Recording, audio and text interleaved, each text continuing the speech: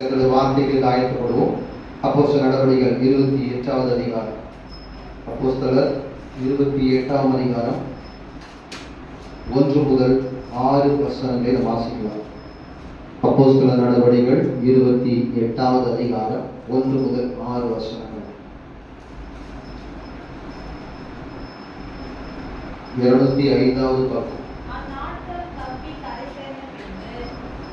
நாங்கள் 28ஆம் வசனமா 1லிருந்து 6 வரை வாசிக்க சொல்லுங்க. நாங்கள் தப்பி கரை சேர்ந்த பின்பு அந்த தீவின் பெயர் மெலித்தா என்று அறிந்தோம். அந்நியராகி அந்த தீவார் எங்களுக்கு பாராட்டின அன்பு கொஞ்சம் அல்ல. அந்த வேளையில் பிடித்திருந்த மழைக்காகவும் குளிருக்காகவும் அவர்கள் நெருப்பை மூட்டி எங்கள் அனைவரையும் சேர்த்து கொண்டார்கள். பவுல் சில விறகுகளை வாரி அந்த நெருப்பின் மேல் போடுகையில் ஒரு விரியன் பாம்பு அனலுரைத்து புறப்பட்டு அவருடைய கையை கடித்து விட்டது, கவிக்கொண்டது. விஷப்பூச்சி அவன் கையிலே தொங்குகிறதை அந்நியராகி அந்த தீவார் கண்டபோது, இந்த மனுஷன் கொலை பாதகன், சந்தேகமில்லை,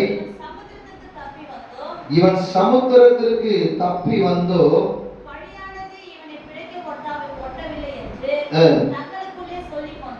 ஓகே உதறி போட்டு தீங்கு அடையாதிருந்தான் அவனுக்கு வீக்கம் கண்டு அல்லது அவன் சடுதியாய் விழுந்து சாவான் என்று அவர்கள் பார்த்து கொண்டிருந்தார்கள். நெடுநேரமாய் பார்த்து கொண்டிருந்தும் ஒரு சேதமும் அவனுக்கு வராததை கண்டபோது வேறே சிந்தையாகி இவன் தேவன் என்று சொல்லிக் கொண்டார்கள். அல்லேலூயா.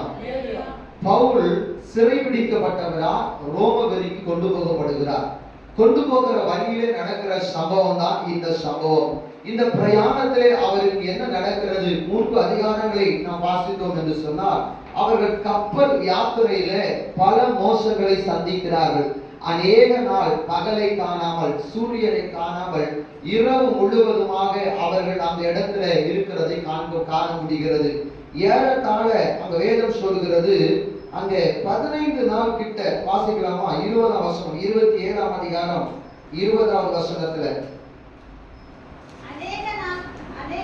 பாருங்க. அநேக நாளாய் சூரியனையும் சந்திரனையும் காணப்படாமல் மிகுந்த பெருங்காற்று மழையும் அடித்துக் கொண்டிருந்தபடினால் இனி தப்பி பிழைப்போம் என்று நம்பிக்கை முழுவதும் அற்று போயிற்று. 21வது வசனம். அநேக நாள் அவர்கள் போஜனம் பண்ணாமல் இருந்த போது அநேக நாள் இருந்தார்கள். அல்லேலூயா, அல்லேலூயா சொல்லலாமா? அல்லேலூயா.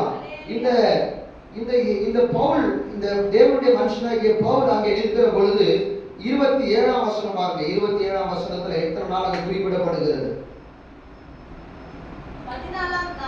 பாருங்க. 14ஆம் ராத்திரி ஆனபோது நாங்கள் ஆதிரியா கடலிலே அலைவுபட்டு ஓடுகையில், ஏறத்தாழ அநேக நாள் சென்று விட்டார்.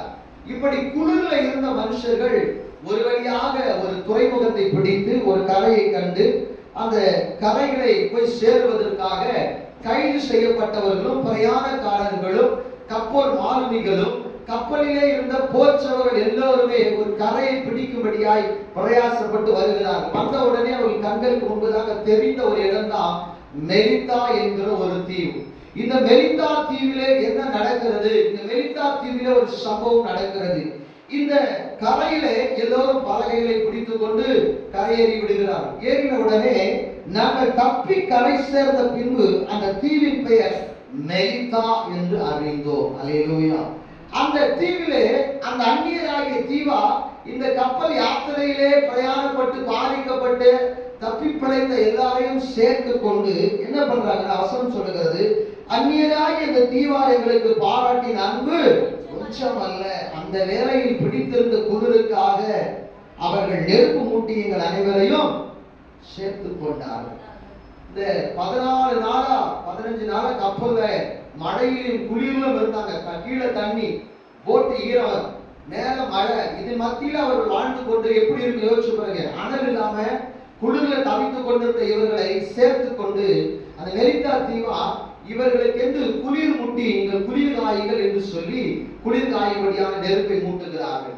அந்த நேரத்தில் பவுல் சில விறகுகளை எடுத்து அந்த நெருப்பிலே போடுகிற பொழுது அந்த நெருப்பிலே போடப்பட்ட விறகில் இருந்த ஒரு விரியன் பாம்பானது புறப்பட்டு வந்து பவுலின் கையை கவிக்கொண்டது, கடித்து விட்டது. கடிக்க மாத்திரத்துல பாம்பு கடிச்சா கொஞ்ச நேரத்துல என்ன ஆகும், ஏதாவது பதட்டம் வரணும், பயம் வரணும்.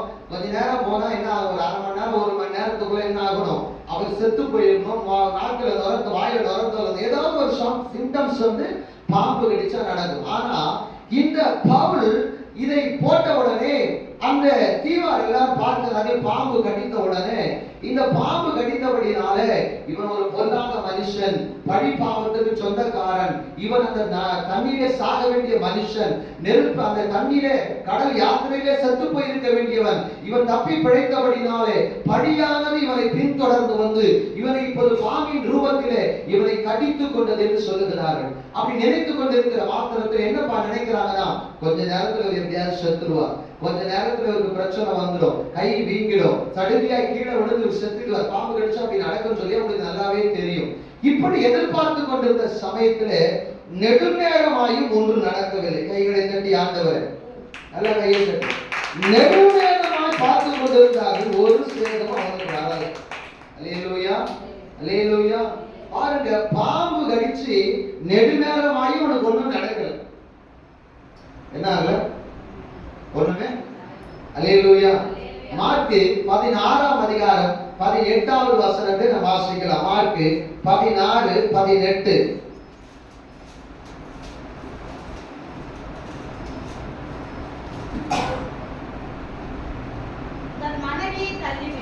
மார்க்கு 16:18. மார்க்கு 16:18. என்ன முதல்ல வாசிப்பார்? சர்ப்பங்களை எடுப்பார்கள், சாவுக்கு ஏதுவான யாதொன்றை குடித்தாலும் அவர்களை சேதப்படுத்தாது. இங்க பாருங்க, பவுலை குறித்து இப்படிதான் சொல்லுகிறார்கள்.